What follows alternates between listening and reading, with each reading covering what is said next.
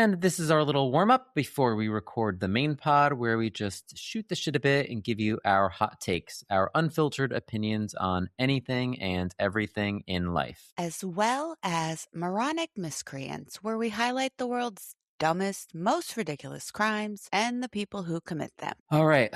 Well, Kristin, we're getting ready for a very special episode today. Yes, we are. Yeah, it is. Very excited. It is the ends of coverage of the first season of Forensic Files, which went super quickly. I think for a couple of reasons. I think it was a relatively short season. Plus, we, after Legionnaires, decided to kind of forego the medical mystery types of episodes in favor of the true crime episodes. So my hot take this week has to do with my favorite caffeinated beverage, coffee. Okay. And here's my thought. So the other day, I had a meeting with my retirement portfolio guy. Okay.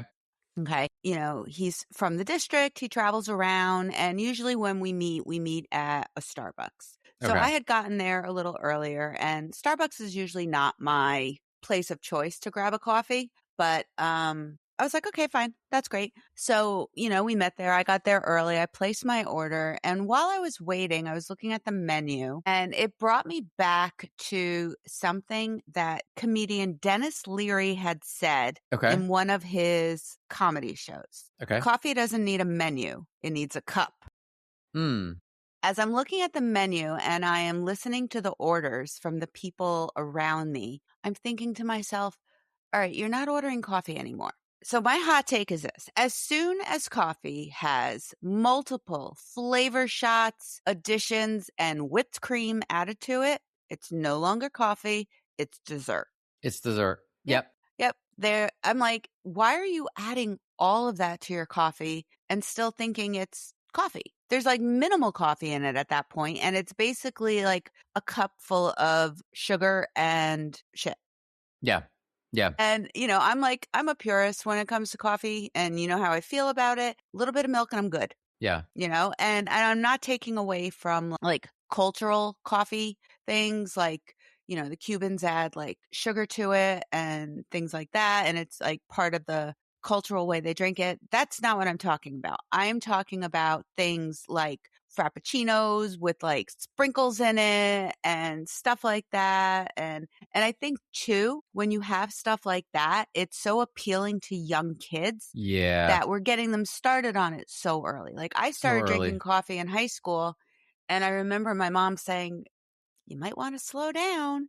And I'm like, oh, I'm fine. And now here I am at 51, and I can barely function without that first cup. So to quote my boy Dennis Leary, coffee doesn't need a menu. It needs a cup. Yeah. Stop. If you genuinely enjoy a red delicious apple, you're a psychopath. There's nothing delicious about a red delicious apple. The only thing accurate is that it's red. Exactly. Like, who is buying red delicious apple? I mean, I literally never see anyone actually picking up a red delicious apple. I mean, give me a Cosmic Crisp, or I like a Gala. Pink Lady. Yeah. My favorites are Gala and Cosmic Crisp because it's got, you know, a little bit juicy. It's crispy.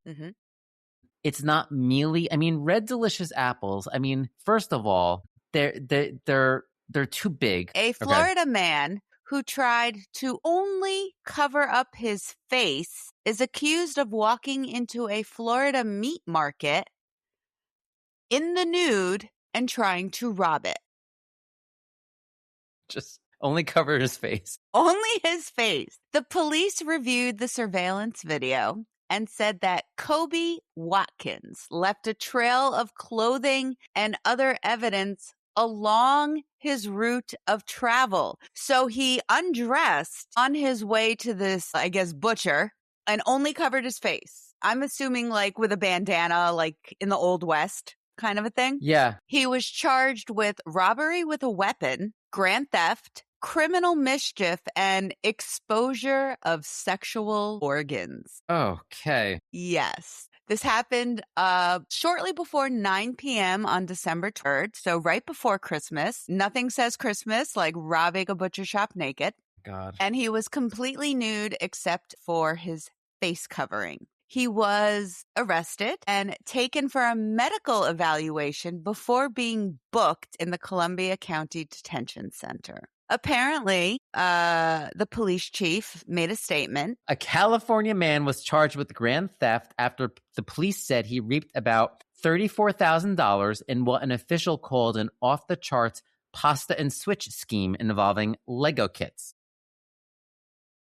So, a California man cooked up a scheme that called for buying thousands of dollars worth of Lego kits, replacing Lego pieces and minifigures with bags of uncooked pasta, and returning the sets to stores for refunds. The man, Jarrell Augustine, 28, of Paramount, California, was charged with grand theft after he gained about $34,000 in fraudulent transactions. The department store Target reported at least 70 thefts across the country tied to Mr. Augustine. And so what he did was, so I'm just going to read through a little bit more here.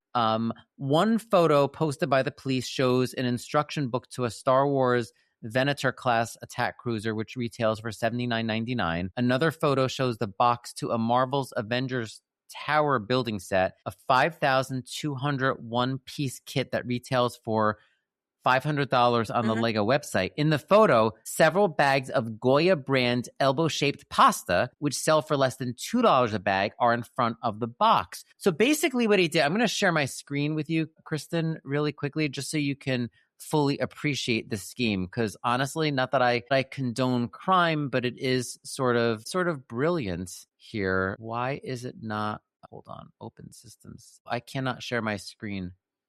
All right, my settings are not adjusted properly. But, here, let me send it to you. Let me see if I could send you a picture of this in the chat. Please hold. Those of you that are wondering why we do it this way, Brian and I never share our hot takes or our moronic miscreants ahead of time. It's all like in the moment. Exactly. Yeah, we don't want there to be any sort of, I can't send this to you. Anyway, it's not working. But anyway, so basically, Goya apparently sells, I didn't realize, Goya sells these little small packages of like elbow macaroni, okay?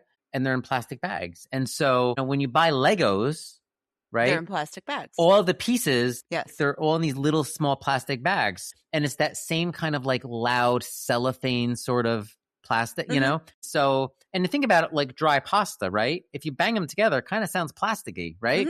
So he just took some bags of Legos out, placed them with Goya pasta, which cheap, right? And it didn't, when you return it, like nothing sounded out of sorts, right?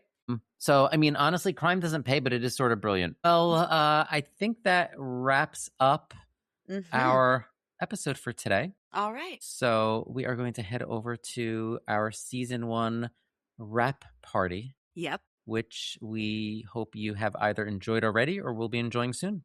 Okay. We'll see you there. All right. See you there. Bye, guys. Bye.